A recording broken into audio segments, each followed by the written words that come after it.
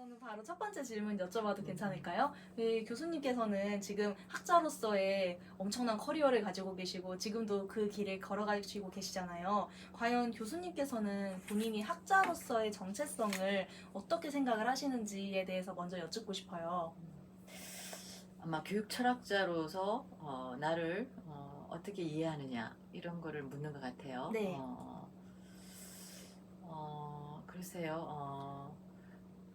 늘 생각하고 있는 건데 말로 하려니까 쉽지는 않지만 교육 철학이란 분야가 이제 교육학 안에서 늘 좀 근본적인 질문을 하는 학문 분야거든요. 아마 이제 많은 교육학을 공부하는 친구들은 철학하면 어렵거나 아, 뭔가 이렇게 심오한 걸 하시는 혹은 하는 연구하는 분야다 이렇게 생각하기 쉬울 것 같은데 실제로 그럴지도 모르겠습니다. 왜냐하면 교육이란 뭐냐, 교육받은 사람은 어떤 사람이냐, 교육의 목적이 뭐냐, 그리고 하는 굉장히 그 기본적인 정의의 문제나 아니면 교육 받았을 때 어떠한 사람이 되어야 하느냐 하는 당위적인 질문, 혹은 뭐 규범적인 질문, 뭐 이런 것들을 많이 하는 학문 분야여서 그렇게 느끼는 것 같기도 해요. 근데 그래서 뭐 교육 철학을 하면 우리나라 학교 교육이 전체적으로 어떤 방향으로 나가고 있는지, 어떻게 나가야 하는지 이런 거를 산박하게 대답해 줄 수 있지 않을까 뭐 이런 기대를 하기도 하는데, 그런 질문을 다루는 것은 맞지만 옛날만큼 오늘날 사회 굉장히 복잡하잖아요. 사람들마다 교육이 뭐라고 생각하느냐라고 물으면 100사람한테 물으면 100가지 답이 있는, 그리고 그 답 하나하나가 틀렸다고 말할 수 없는 하나의 가치가 아니라 다양한 가치를 지향하는 우리가 다원적 민주주의 사회라고 하는데 살고 있기 때문에 상당히 답하기 어려운 그런 분야를 연구하고 있기도 하고, 그래서 사실은 어느 때보다도 이런 교육 철학적 질문이 교육학 안에서 자리한다라는 게 쉽지 않은 그런 시대에 있는 것 같아요. 그래서 사실은 옛날에는 이제 우리 교육학과에 교육 철학을 하는 훌륭한 선생님들이 많았거든요. 뭐 이돈희 선생님이라든가 이홍우 선생님이라든가 또 철학자는 아니지만 뭐 교육 원리론을 얘기하신 장상호 선생님이라든가 이런 분들이 많이 있어서 큰 담론을 얘기했다면 지금은 이제 큰 담론의 시대가 아니라 작은 담론의 시대여서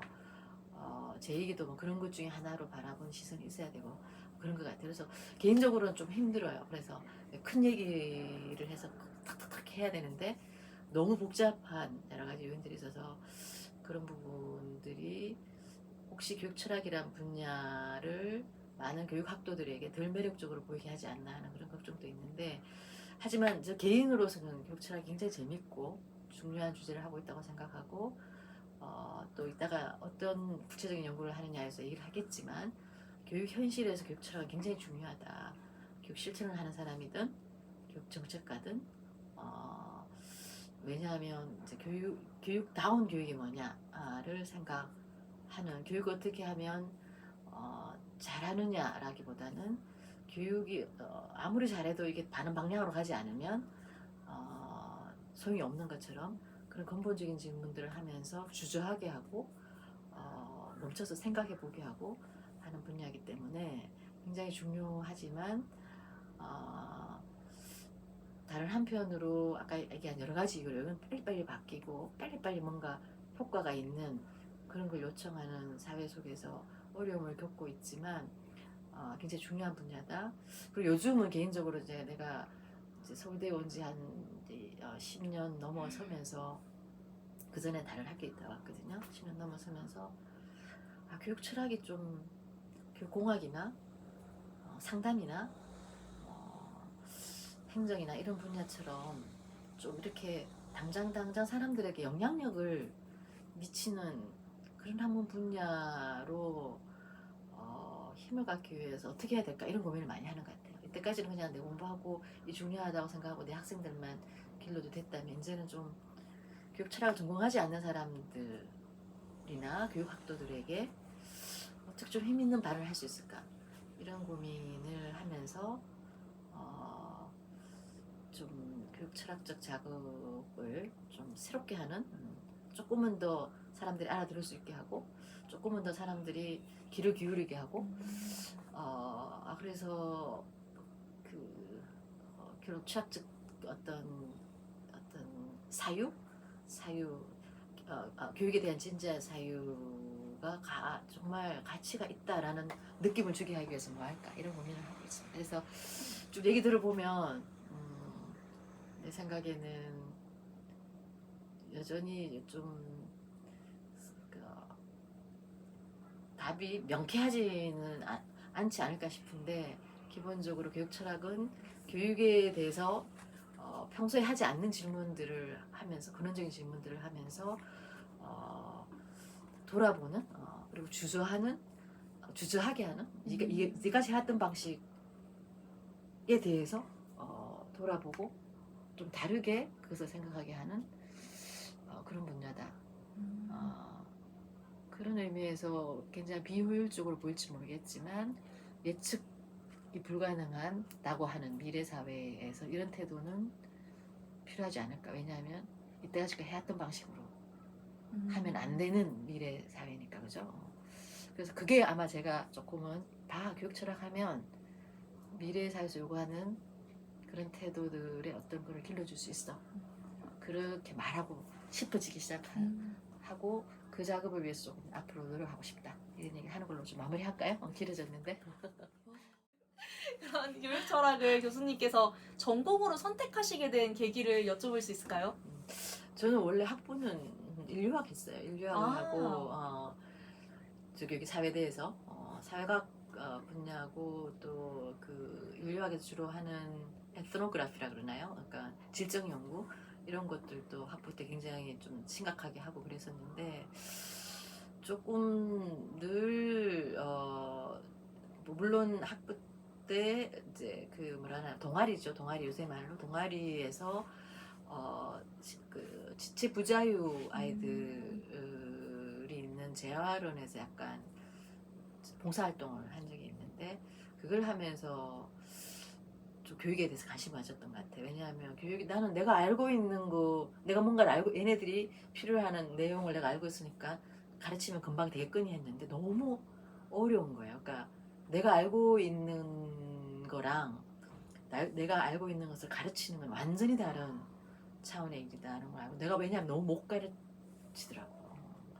그래서 내가 내용은 알고 있는데 왜 이렇게 못 가르칠까 라는 생각이 상대 교육 대상에 내가 닿는 게 되게 어렵더라고요. 그래서 그때부터 교육학에 대해서 관심을 좀 가졌던 것 같고 교육이라는 활동에 액티비티에 대해서 관심을 가졌던 것 같고 그 다음에 이제 개인적으로는 내가 질문을 던지는데 늘 좀 사회과학적인 질문이 아니라 철학적인 질문을 던졌던 것 같아요. 그거는 이제 동아리 있으면서 선배들이 나한테 맨날 지적했었어요. 너는 인류학 하는 애가 왜 맨날 어떤 인류학적 질문, 사회과학적 질문을 안 던지고 철학적 질문을 던지냐고. 근데 그때는 철학적 질문이 뭐지? 사회과학적 질문은 뭐지? 그런 생각을 하게 했던 것 같아요. 그래서 교육에 관심이 있으면서 교육에 철학적인 질문을 던지는 분야를 찾다 보니까 어떤 면에서 상당히 그 당시에 내가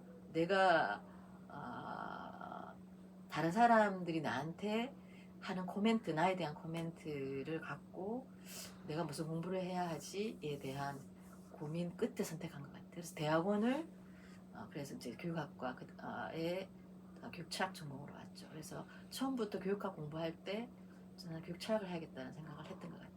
그래서 자연스럽게 같은 캠퍼스에 있으니까 학부 때 사실은 이미 3학년, 4학년 때 교육학과 과목을 들어가면서 이제 조금 내가 앞으로 공부를 적성을 갖고 할 분야가 뭘까를 고민하면서 수업을 들었던 것 같고 그리고 이 길을 쭉 오면서 정말 선택 잘했다는 생각을 한 번도 내 선택에 대해서 후회해 본 적이 되게 힘들어요. 막 아까 철학 힘들다 그랬는데 그거는 철학 하는 사람한테도 힘들어요. 철학이라는 게 굉장히 개념적인 사유와 실천적인 사유를 동시에 해야 되는 그런 분야이기 때문에 힘들어도 늘 어떤 개인적으로는 보상이 있는 그런 공부였던 것 같습니다. 가장 기억에 남으시는 혹은 정말 소중한 연구가 있다면 소개받고 싶어요. 그동안 해왔던 것에서 아니면 지금 하고 있는 것에서. 상관없습니다. 상관없어요? 전반적으로 저는 교수님의 모든 이야기를 듣고 싶습니다. 나는 원래는 이제 기본적으로 철학하는 게 재밌었고, 이때 철학은 분야가 되게 많거든요. 사실은 교육 철학도 철학의 관점에서 보면 하나의 어플라이드 필드인데, 지금 교육 철학 전공은 철학과에 있는 게 아니라 외국의 경우는 철학과에서 가르친 분도 있어요. 교육 철학을 하면서 교육학과에 있잖아요. 그게 굉장히 저는 다르다고 생각해요. 그러니까 교육을 생각하는 관점에 있어서. 근데 여전히 이제 교육 철학 안으로 들어오면 applied philosophy로서 교육 철학을 하는 것도 교육 철학을 하는 중요한 방법 중에 하나예요. 그 얘기는 뭐냐면 철학적인 개념을 그냥 예를 들어 사회정의라는 중요한 키워드가 사회 철학 분야에서 있는데, 이것을 교육학계에 적용해서, 다시 말하면 평등교육 라고 할 때 사회정의론에서 굉장히 중요한 게 평등의 개념인데, 평등한 교육은 어떤 교육이냐라고 하면서 철학적인 개념을 교육학에 적용하는 그런 방식에 또 있지만, 주로 또 미국에서 내가 이제 박사 과정을 하면서 그런 훈련을 많이 받았지만, 교육학과에서 석사를 2년을 하고 저는 미국 갔거든요. 미국 가서 거기서도 물론 철학과는 아니고 이제 사범대 티처스 칼리지 콜롬비아 유니버시티 나왔는데, 거기서도 이제 교육철학 필드가 교육학 안에 있는 필드에서 이제 공부를 했지만, 기본적으로 내 성향이 되게 철학적인 걸 좋아했기 때문에 좀 왔다 갔다 했습니다. 그래서 철학적인 내 베이스를 두고 교육 철학을 하는 식으로 되다가 점점점 이제 서울대 교육학과에 오면서는 교육학을 중심으로 철학을 하는, 그러니까 교육의 실천을 철학하는, 그래서 그러다 보니까 교육 실천하는 교사들이 교실에서 아이들이 만날 때 수업 커리큘럼을 짤 때 그리고 교사로서 자기 자신을 어떻게 보는가, 이게 이제 굉장히 관심이 많아진 것 같아요. 그래서 지금은 너 교육학 철학 안에서 뭐 하냐 그러면 교사 교육 철학한다 이렇게 얘기를 하거든요. 그래서 교육 실천, 그리고 지금 이제 여기 대학에서 저도 또 교사로서 교수지만 아이들을 대할 때는 교육학을 하다, 우리 교육학과 교수님들이 대부분 그렇지만 교사 마인드가 있으셔서 아이들과의 상호작용이나 이런 부분에 있어서 이제 교육적인 어떤 고민들을 하시거든요. 그런 것처럼. 그래서 저는 지금도 나를, 아까 학자로서는 교육 철학자지만 티처로서는 여전히 교사 마인드에 대한 관심이 많고, 그래서 상당히 아이들과 상호작용 하는 것에 대한 고민, 그 다음에 그런 내 삶과 관련해서 티칭에 대한 고민도 많고, 그 다음에 현장의 교사들, 저는 저의 글의 오디언스 청중은 사실은 교사로 많이 생각합니다. 그래서 교사들이 내 글을 읽었을 때 어떻게 공명할 수 있느냐, 걔네 교사들의 어떤 그 실천이나 교사들의 마인드에 그런 고민을 하면서 글을 쓰는 경우가 많고요. 그리고 실제로 이제 교사 연수라든가 또 학생 중에 교사들이 많잖아요. 그래서 그런 항상 좀 교육의 실천에 대해서 관심이 많고, 교사들의 질이 높아질 때 교사들이 각자가 자신의 정체성을 고민하고 자신의 수업 철학을 세울 수 있을 때 우리나라 현장으로서의 그러니까 수업의 질이 나아질 거고, 교실의 문화가 달라질 거고 하는 그런 생각을 갖고 있습니다. 그래서 그게 늘 관심이어서 질적 연구 같은 것들에 좀 관심이 있고요. 실제로 제가 하지는 않지만 앞으로는 그런 질적 연구와 같이 가는 연구도 해야 되지 않나, 이런 생각도 하고 있습니다. 그래서 그렇고, 그 다음에 또 한 가지는 아마도 이제 제가 김동일 쌤 말씀에 따르면 곽 교수는 부캐가 있더라 이렇게 얘기하던데, 부캐가 뭐죠? 그 부가적인 캐릭터. 네. 그런 이제 예술교육과 관련해서도 좀 많이 지난 한 10년 넘게 하고 있는데, 이것도 여전히 현장과 관련해서 현장에서 가르치는 문화예술교육을 하는 예술가 교사들이 그것도 여전히 예술을 현장에서 어떻게 가르칠 건가의 문제죠. 그래서 거기서도 조금 다른 맥락이긴 하지만 티칭 앤 러닝 어떻게 가르칠 때 아이들이 닿을 수 있느냐 하는 그런 문제들에 대한 고민들을 많이 하고 있습니다. 네. 교사 교육 철학이랑 예술 교육 철학 이렇게 두 가지 말씀해 주셨는데 그럼 최근 하시고 계시는 연구도 그것과 비슷한 맥락으로 하고 계시는 걸까요? 그럼요. 그리고 최근에 제가 이제 교육적 관계와 가르침의 존재론이라는 책이 하나 나왔거든요. 아까 네. 네, 이따 보여줄 수 있을 것 같아요. 그건 바로 지난달에 이제 출판이 된 건데 기본적으로 교사 학생 간의 관계에 대한 관심이 많고요. 그래서 특히 요즘 교사 권위 추락 뭐 이런 얘기 많이 하잖아요. 그리고 또 꼰대 교사 이런 얘기도 하고, 그러니까 저 교사가 학생들을 어떻게 봐야 하고 어떻게 상호작용해야 하는가. 물론 학습자 중심 교육 얘기도 있고 그죠. 그래서 좀 그런 문제들을 좀 전근대적인 교육 패러다임과는 다른 후기 근대적인 포스트 모던적인 교육 패러다임에서 교사와 학생 간의 관계가 어떻게 다시 다시 우리가 그걸 생각해야 하는가에 대한 책인데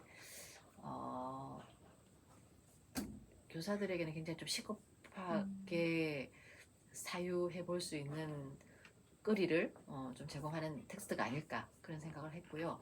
또 한 가지 이제 교육적 관계, 다시 말하면 교사 위계적인 관계나 보통 뭐 권력 관계거나 거래 관계거나 이렇게 많이 보잖아요. 교사 학생 관계를. 그런 관계가 아니라 진정으로 교육적 관계는 뭐냐. 이때 인간 대 인간으로서의 교사 학생 간의 관계뿐만 아니라 여전히 교육적인 관계이기 위해서는 어떤 요소들이 있어야 되나 이런 얘기를 하고 있지만, 동시에 그걸 하면서 저는 아까 교사 교육 관심이 있다고 했는데 요새 사실 티칭보다는 러닝이 더 강조되죠. 그죠? 그리고 분명히 그런 이유가 있습니다. 시대적인 어떤 흐름상. 그렇지만 이제 저는 조금은 그래도 여전히 티칭이라는 것은 특히 학교 교육에서는 우리가 교육적 가치를 다시 평가하거나 재해석해야 되지 않느냐 하는 생각이 이제 글 속에 있다. 그래서 교육적 관계하고 교사의 티칭하고 연결시켜서 좀 뭔가 후기 근대적 맥락에서 교사들이 어떻게 자기 교육을 봐야 할 것인가에 대한 책이다 이렇게 보면 될 것 같습니다. 그렇고 예술교육도 여전히 물론 하고 있고요. 요즘 예술교육과 관련해서는 뭐 프로젝트로는 박물관 교육, 미술관 교육이죠, 그죠? 교육에 대한 것도 좀 하고 있고. 근데 그럼 전반적으로 저는 이제 예술교육 철학이라고 해서 예술이 갖는 교육적 힘이 뭐냐? 왜 예술이 아까 말한 공교육, 우리나라 공교육 개혁의 중요한 어떤 계기가 될 수 있다. 예술이 우리에게 요청하는 방식으로 가르치게 된다면 굉장히 큰 교육적 힘을 발휘할 거다라는 그런 아이디어를 갖고 조금은 이제 인문적인 접근에서 요새는 이제 들레즈라든가 낭시라든가 이런 사람 약간의 물질주의, 신물질주의라고 하나요? 그런 관점, 다시 말해 감각을 강조하는. 이전에는 예술 교육이 뭔가 상상력, 그리고 예술 작품을 보고 상상력을 하는 것이 우리를 좀 더 그 세상에 대한 관점을 바꾸는 그런 영향을 준다 이렇게 얘기했다면, 요즘은 기본적으로 예술이라는 것이 우리 몸과 관련되는 거다. 그래서 우리 몸의 감각에 어떤 충격을 주는 방식으로 우리가 세상에 대해서 다르게 보게 하는 그런 걸 그 영향을 미치는 그런 교육이다. 교육이 될 수 있다라는 식으로 조금 옮겨가고 있습니다만, 어쨌든 예술교육과 관련해서 어떤 예술이 갖는 교육적 힘을 밝히는 방식으로 예술을 어떻게 가르칠 것인가, 교수 학습 방법을 고민하는 게 제 또 중요한 연구 주제 중에 하나입니다. 아, 네, 감사합니다. 지금까지 굉장히 많은 말씀을 해주셨는데, 이제 BK 사업단과 관련된 질문으로 넘어가 볼까 합니다. 지금 저희 교육학과 BK 사업단의 풀네임이 혁신과 공존의 교육연구사업단입니다. 바로 이 혁신과 공존이 중요한 슬로건인데, 혁신, 공존에 대한 교수님의 인사이트를 얻고 싶습니다. 저는 사실 이제 그 혁신과 공존에서 혁신을 강조하는 전공 교육학 내 전공 분야와 선생님들이 계신 것 같고요. 저는 공존의 방점이 있는 교육적 접근과 연구를 한다 이렇게 보면 될 것 같아요. 그리고 실제로 공존이란 단어도 사실은 우리가 BK 프로포자 쓸 때 제가 이렇게 선택한 용어이기도 해요. 그래서 사실 상당히 공존이 뭔지, 특히 교육적 공존이나 공존의 교육학이 뭔지에 대해서 내가 뭔가 만들어내야 되는 그런 책임감도 느끼고 있는 그런 상황인데요. 기본적으로 지금 공존이라고 할 때는 아까 혁신하고도 짝을 이을 수 있는 게 혁신이라는 것은 테크놀로지의 발전, 지금 공학 전공자인데 밀접한 관련이 있죠, 그죠? 그리고 이것은 대세고 거스를 수 없어요. 지금 우리 모두가 지금 디지털라이즈된 환경 속에 살아가고 있기 때문에 다만 지금 우리 포스트 디지털 사회 이런 말도 쓰고 우리 BK에서도 지금 포스트 디지털 사회에서 혁신과 공존의 교육학 이런 얘기를 하는데요. 이제는 무조건 디지털 화를 위해서 막 달려가는 시기는 넘어서지 않았나. 이미 디지털라이즈 된 우리의 사회적 조건이나 물적 조건을 받아들이고 이게 어떤 사회지?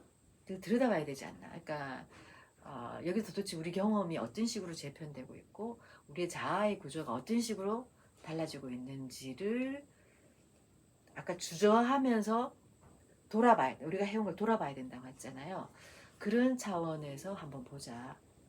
그래서 혁신이 아니라 혁신이 도대체 뭐고 혁신이 만들어내는 여러 가지 조건들을 어떻게 혁신은 사실은 끊임없이 새로운 거를 만들어내는 건데 왜 자꾸 새로운 거를 만들어내야 되고 어떻게 만들어낼 때 이것이 우리 삶에 혹은 교육에 의미 있고 가치로운 것일까? 이 질문을 하는 것이 공존이라는 이름으로 연구하는 분야다 이렇게 보면 될 것 같습니다. 그래서 이때 공존이라는 건 뭐 여러 가지 인간과 인간 간의 공존, 뭐 인간과 물질과의 공존, 뭐 이렇게 얘기를 세 번째가 뭐지? 인간과 자연 간의 공존인가? 뭐 이런 얘기를 하는데 가치 문제죠. 공존은 명백히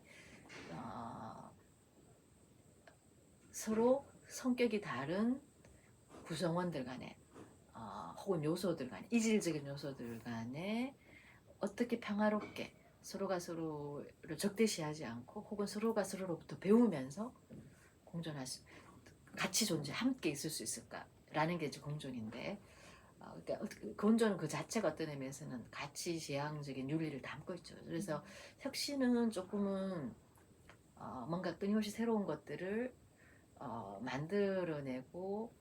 만들어낸다라는 그런 지향성을 갖고 있다면 공존은 혁신을 조금은 윤리적으로나 교육학적으로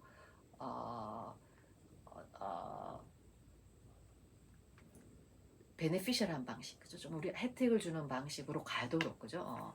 하기 위해서 우리가 뭘 해야 될 건가에 대한 고민이다 이렇게 보면 될 것 같고요. 그래서 아까 제가 공존이라는 것을 가치 지향성이라는 얘기를 하면서 윤리적이고 교육적인 것에 대한 기준을 만들어내는 데 관심이 있는 것이다 이렇게 얘기를 했는데 그런 차원에서 보자면 이제 공존 개념은 어쩌면 혁신의 짝일 뿐 아니라 그죠? 그러니까 사실 혁신과도 공존해야 되는 거죠. 이런 윤리적인 교육적인 담론이 새로운 것과도 그러니까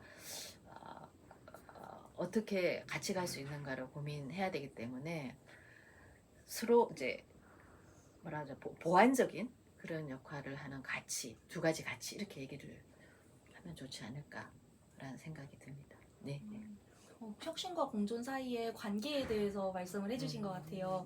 교수님의 그 말씀을 더 잘 이해할 수 있기 위해서 저희 뉴스레터 구독자분들께 공존과 혁신에 대한 책이나 논문을 소개를 해주신다면 어떤 책을 소개를 해주실 수 있으실까요? 아이고 글쎄요. 지금 사실은 교육학 맥락 안에서 공존이라는 개념이 굉장히 새로운 개념이고 뭐 물론 공존 일상어기도 하죠. 우리가 다 공존해야 돼, 상생해야 돼, 뭐 이렇게 얘기하잖아요, 그죠?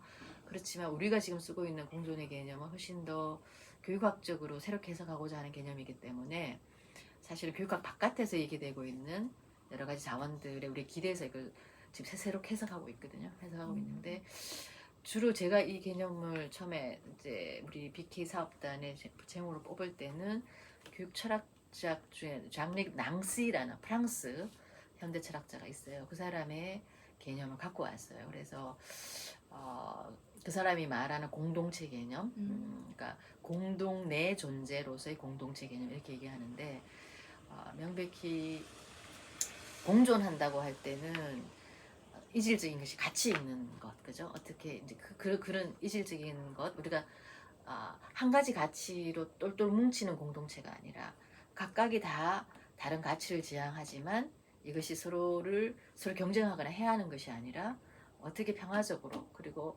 교육적으로 서로 배움을 주고받는 방식으로 같이 존재할 수 있는 이게 이제 낭시가 말하는 공존, 코엑시스턴스고 이거를 공동 내 존재라고 얘기를 하거든요. 그래서 그 개념을 이제 밝히는 게 굉장히 중요하고 아마 이것을 명료화할 때 다른 전공, BK 안에 다른 전공 연구들한테도 좀 개념적인 틀로 도움을 주지 않을까 하는 생각이 드는데 그래서 주로 제가 보고 있는 책은 그 책이고 그거와 관련된 저서나 논문들을 소개할 수 있을 것 같아요. 그래서 무의의 공동체라든가 번역되어 있는 책이거든요. 주로 그 책이 굉장히 제가 많이 보는 책이고 또 또 어떤 책이 있나? 밝힐 수 없는 공동체인가? 이거는 낭시가 쓴 글이 아니라 다른 사람이 쓴 건데 내가 프랑스 이름 생각이 안 나네.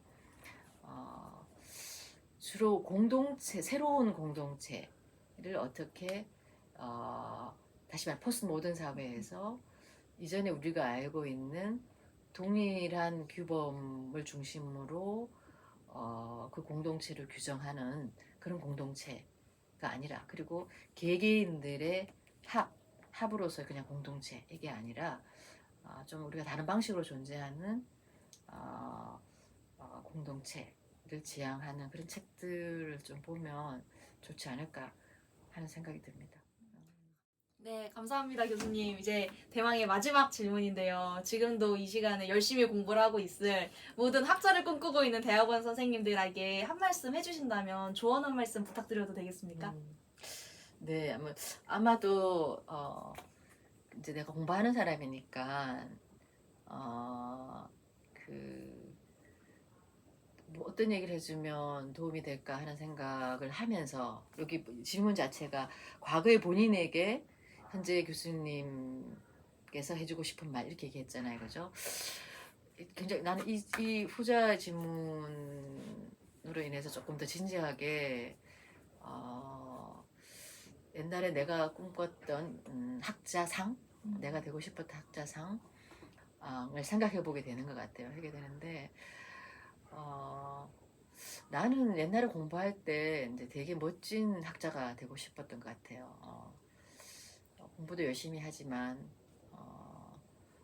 공부하는 일도 사랑하고 또 내가 하는 일이 다른 사람들에게도 좋은 영향을 미치고 이런 거죠. 우리가 학자를 꿈꾸는 사람들이라면 누구나 가질 수 있는 그리고 아까 내가 어떤 의미에서 철학 어렵지만 굉장히 어렵지만 재밌다 뭐 이런 얘기를 했지만 충분히 표현되지 않은 게 공부하는 일과 내 삶이 매끄럽게 연결되는 것 같진 않아요. 공부는 늘 내가 이게 내 업이니까 하고 내 삶은 또 내 삶이고 음. 이 불화가 옛날에 나는 내가 학자로 살아갈 때 이게 다 잘 통합돼 있을 거라고 생각했어요. 근데 지금 그렇지 않을 뿐만 아니라 늘 공부하는 일은 어렵고 힘들고 또 많이 수단화하고 맨날 맨날 글 써야 되고 글 쓰는 일 속에 내가 녹아나 있어야 되는데 녹아나 있지 않고 논문을 내야 되기 때문에 쓰고 그러니까 이게 늘 좀 괴로운 것 같아요. 왜 공부하는 일이 한편으로는 공부하는 일 자체가 그래 뭐 이렇게 할 수 있지만 또 한편으로는 우리 학교 교육이라든가 대학원 공부가 상당히 또 수단적이기도 하죠, 그죠? 뭐 프로젝트 하니까 결과물 내야 되니까 내고 이런 식의 연속이 좀 별로 우리 학자로서 개인적인 삶을 그렇게 행복하게 하지 않는 그래서 아마 김창태 선생님이 아까 말하기를 놀아라 했다고 했던 것 같은데 그 말에 부분적으로 일리가 있는 게 그런 얘기인 것 같아요. 평생 공부할 건데 그리고 이제 많은 이 얘기를 듣는 많은 친구들이 평생 학자로서 살아갈 건데 공부가 이렇게 맨날 힘들고 재미없고 수단적이기만 할 때 이게 행복한 삶이 될 수 있을까 그런 생각이 들거든요. 그래서 좀 재밌게 힘들지만 그 힘듦이 이런 수단적이기 때문에 힘든 게 아니라 정말 그 공부가 내한테 의미가 있으면 힘든 것도 하잖아요. 그런 의미 힘듦이 아니라 지금 제가 하는 것도 그렇고 많은 대학원생들이 수단적인 공부기 때문에 이게 늘 나랑 분리되는 그런 공부에서 힘들지 않을까라는 생각이 들어요. 그래서 좀 재밌게 공부할 수 있는 방법이 뭘까에 대해서 좀 늘 제가 모범이 되지는 못하는 것 같아요. 모범이 되지는 못하지만 이제는 그래야 되지 않을까 우리 젊은 학자가 될 사람들은 그런 생각을 하게 되는 것 같아요. 그래서 커리어를 위해서 돈 벌기 위해서 공부하기보다는 재밌게 공부할 수 있는 방법이 뭘까? 나 그 중에 한 가지가 내가 생각하기에는 같이 공부하는 거, 함께 하면서 우리가 하고 있는 일들에 대해서 그게 교육봉학이 됐던 뭐 교육 철학이 됐던 평생 교육이 됐던 고민들을 나누고 그죠? 프로젝트형으로 하는 게 아니라 막 프로젝트형 공부라는 게 그런 일을 짜갈라가고 그죠? 니는 요거 내가 너가 합쳐갖고 하고 이게 아니라 조금은 전공 안에서도 좀 같이 하고 그다음 다른 다양한 전공들이 만나서 또 얘기 나누고 이게 사실은 옛날에는 그게 좀 가능한 구조 속에 우리가 있었던 것 같아요. 내가 학교 다닐 때는. 근데 지금 훨씬 더 그게 안 되는 것 같다. 그래서 대학원 생활을 하면서 재밌게 공부하기 위해서 우리 대학원 내 전공 간에 좀 같이 공부하는 그런 문화가 있으면 좋지 않을까. 논문을 쓰더라도 그죠? 그러니까 논문 쓰는 주로 지금은 성과가 중요하기 때문에 논문을 많이 써야 되고 이런데 실제로 혼자 쓰더라도 논문에 대한 구상 어떤 아이디어를 할까 이런 것들을 좀 같이 하면 연결이 되기 때문에 이제 공부가 재밌으려면 연결이 되면 재밌거든요. 이게 어떻게 연결되고 이렇게 되면 그죠? 그래서 그런 거를 조금 권장하고 싶다 라는 생각이 듭니다. 감사합니다. 인터뷰 이렇게 마무리해도 괜찮을까요? 네, 뭐 마무리하기 고맙습니다. 전에 한마디만 더 하자면 아까 이제 연결이 되는 공부를 얘기를 했지만 연결이 된다라는 것은 저는 뭐 내가 하는 공부가 다른 사람이 하는 공부가 어떻게 연결되고 이 자체가 어쩌면 이제 내가 하는 공부가 나랑 어떻게 연결되고로까지 가게 된다면 우리가 교육에 대해서 조금은 칸막이 지어진 연구가 아니라 그 의미 있는 연구, 그러니까 나 자신에게도 연구 있는 연구가 되지 않을까. 가장 중요한 건 나한테 의미가 있어야 된다고 생각해요. 그러니까 같이 하라고 하는 이유는 내 연구가 다른 거와 연결되기 위해서지만 궁극적으로는 나와 연결돼야 된다. 이거는 교육공학도 마찬가지로 생각하고 뭐 훨씬 철학보다 세상과 연결된 세상의 렐러번스, 적합성과 연결된 분야도 마찬가지라고 생각해요. 그래서 항상 공부를 하는 자기 자신, 자기 자신이 소외되지 않고 뭔가 자꾸 채워지는 그런 공부가 됐으면 좋겠다. 그래야만 지속 가능하다. 라는 생각이 들고 또 내가 채워지면 이 공부를 통해서도 그렇고 내 옆에 있는 연구자에게도 그렇고 분명히 저는 긍정적인 영향을 미친다고 생각해요. 그래서 그런 교육학과니까 그런 의미에서 교육적 공동체에 대한 생각을 늘 좀 마음속에 갖고 있으면 좋겠다 하는 게 제가 마지막으로 여러분들한테 부탁하고 싶은 겁니다. 네. 감사합니다. 네, 감사합니다. 네.